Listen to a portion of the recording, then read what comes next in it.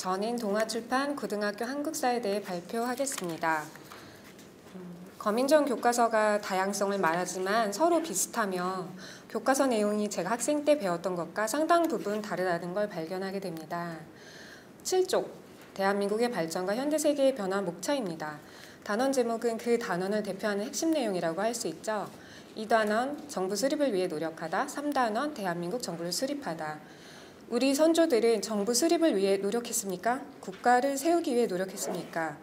이전과는 다른 새로운 나라인 대한민국이 탄생했는데 정부 수립만으로 보는 것은 대한민국의 한 국민으로서 너무 안타까운 일이라고 생각됩니다.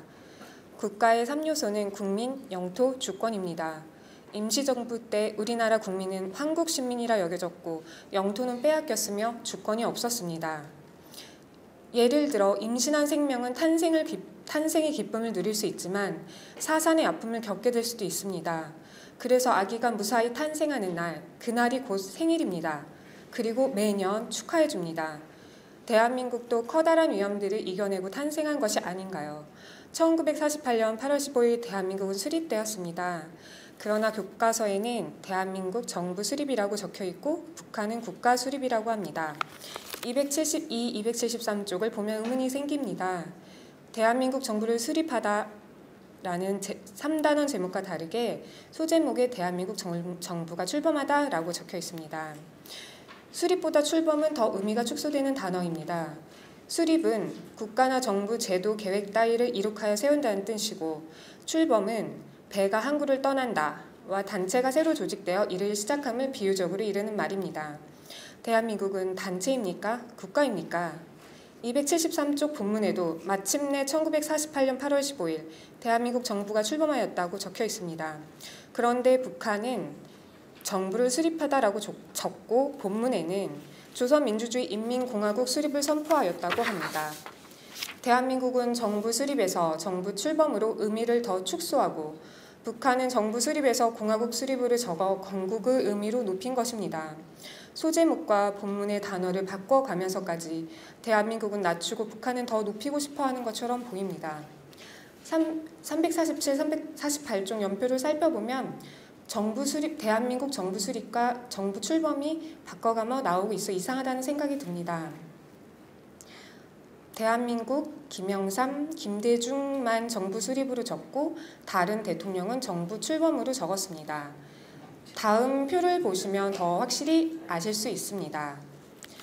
게다가 초대 대통령 이승만의 이름은 생략되어 있는데 북한 김일성 사망이 들어있습니다. 그리고 연표에 실린 이미지는 김대중, 김정일이 남북 정상회담 때 손잡은 사진입니다. 이 사진은 교과서 목차, 대한민국 발전과 현대세계의 변화 시작 페이지, 남북 정상회담, 대한민국 연표 순으로 총 4회 실려 교과서의 시작과 끝을 장식하고 있습니다. 비록 같이 찍은 것이지만 김정일의 밝은 사진이 대한민국 역대 대통령 사진보다 훨씬 많이 등장합니다. 대한민국 대통령 중에는 얼굴이 안 실리거나 한 번 등장 또는 부정적인 사진이 실리기도 했습니다. 위에 손잡은 사진을 제외하면 대한민국의 역대 대통령 이미지는 총 7번 나옵니다. 빨간 동그라미 표시가 있는 3가지는 실제 사진이고 다른 4가지는 명단, 선거 포스터, 신문 등에 실린 간접 사진입니다. 이승만 대통령은 정부 강요 명단에 얼굴만 작게 나오고 박정희 대통령은 5.16 군사정변을 일으킨 군부 세력으로 군복에 선글라스 낀 모습이 가장 상단에 나옵니다. 전두환 노태우 대통령은 푸른 제수복을 입은 신문기사 자료에 나오고 김대중 대통령은 대통령 취임 때 손을 흔드는 사진으로 이미지가 가장 좁습니다. 김정일과 함께 찍은 사진을 포함하면 총 5번 나옵니다. 김영삼, 노무현, 이명박 대통령 사진은 등장하지 않습니다. 이를 비교해 볼 때 대한민국 역대 대통령보다 북한 김정일의 이미지를 더 좋게 보여주고 김대중 대통령을 제일 강조해서 사진을 실어준 것으로 보입니다. 다음은 누락된 북한의 실상입니다.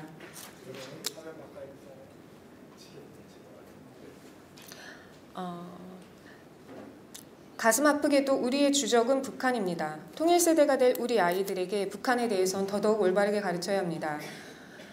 그런데 교과서 속에는 북한의 실상이 누락되어 있습니다. 북한 정권에 대한 설명, 남북 간의 평화적인 움직임 위주로 적혀 있고 북한 주민의 빼앗긴 인권이나 가짜 평화를 말한 북한의 도발, 남한이 겪은 고통에 대한 설명은 축소하거나 간단히 나열로 짧게 그칩니다. 11단원, 북한 유일 체제를 확립하다. 북한이 유일 사상을 주장한 것은 맞지만 북한에 대한 평가를 순화하고자 하는 것 같습니다. 유일은 오직 하나밖에 없다는 뜻이며 좋은 의미로도 사용됩니다. 공산주의 체제에서도 유례가 없는 3대 세습 독재 체제인 북한을 설명하기엔 부족한 단어 제목 같습니다. 소제목에 김일성 독재체제를 구축해가다라고 적혀있기는 하나 본문에 독재라는 단어는 없고 비슷한 표현인 개인 숭배가 적혀 있으며 주체 사상 탑이 웅장하게 실려 있습니다. 김일성은 우상화 신격화 작업이 얼마나 대단한지 시체를 그대로 보존하고 모시는 궁전까지 있지 않습니까? 그런데 교과서만 보면 북한의 독재가 어떤 독재인지 잘 와닿지 않습니다. 북한 주민이 어떻게 살고 있는지는 거의 적혀 있지 않기 때문인 것 같습니다. 315조 김정일 우리식 사회주의를 내세우다.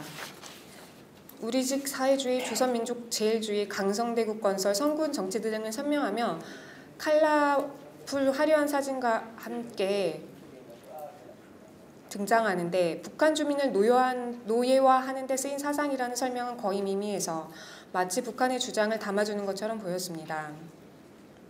316조 북한 경제 한계가 드러나다.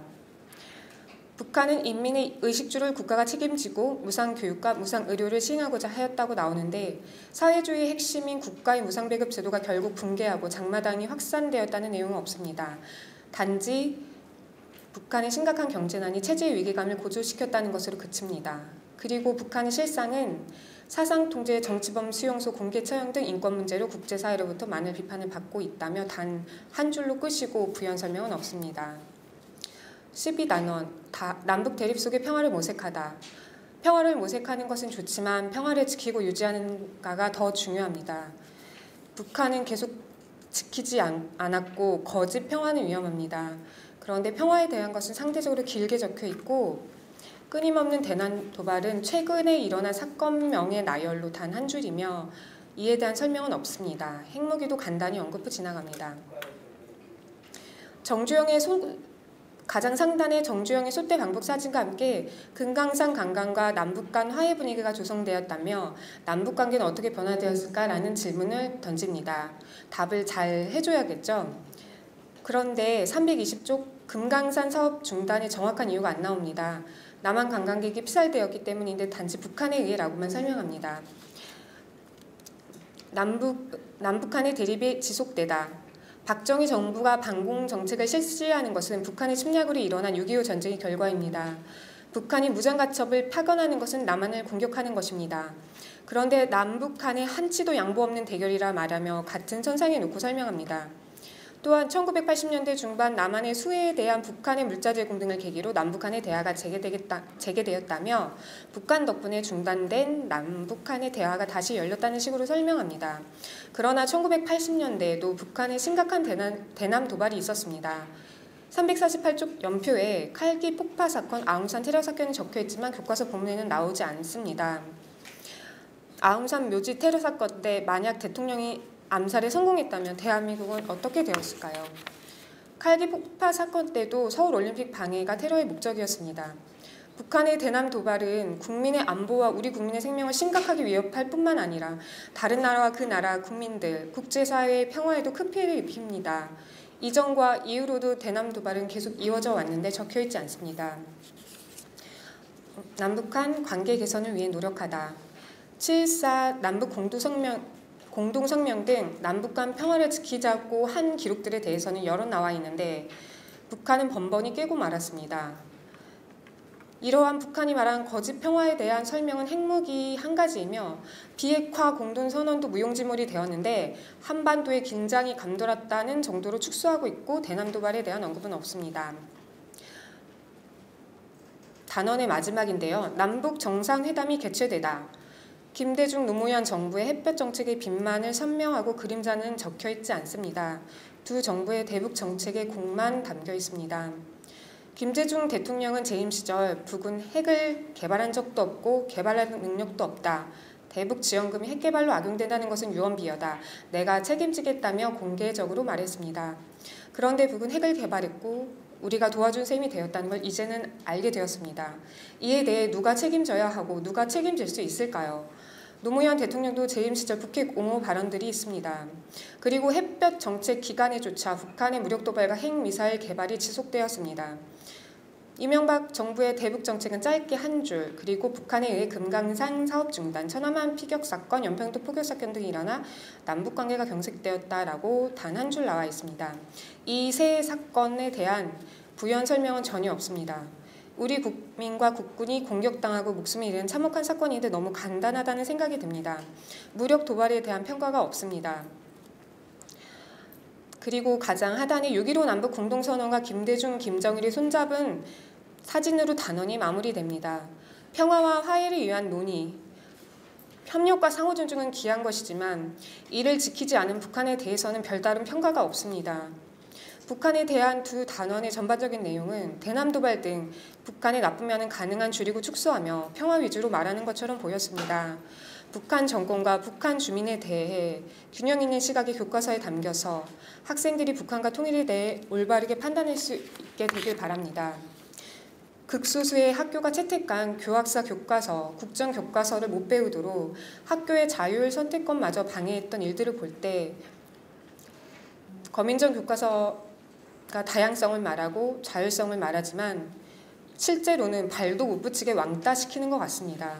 법정에서조차 양쪽 편의 말을 모두 같이 듣고 최종 판단을 하는데 다양성과 자율성을 정말 존중한다면 그럴 수 있는지 의문이 듭니다.